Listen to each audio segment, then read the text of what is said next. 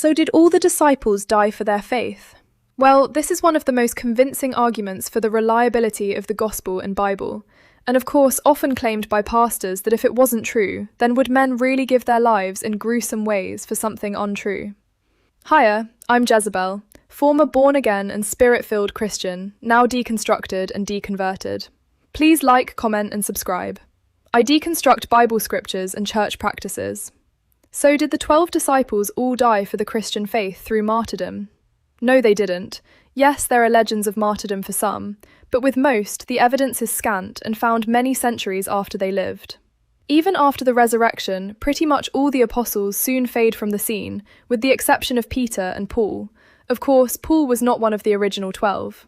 So here's what we know. Judas, the traitor, committed suicide. John died naturally at a good age in Ephesus. James, son of Zebedee, is by far the clearest. He had James, the brother of John, put to death with the sword.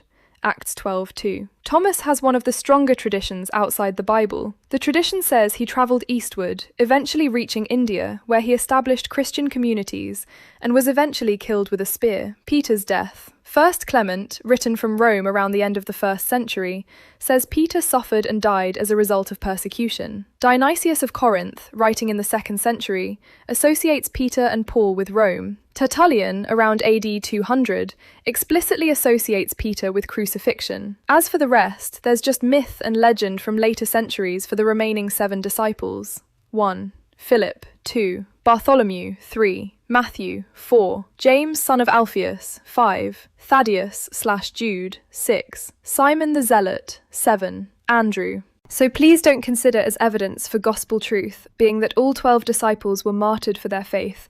Reliable evidence does not exist.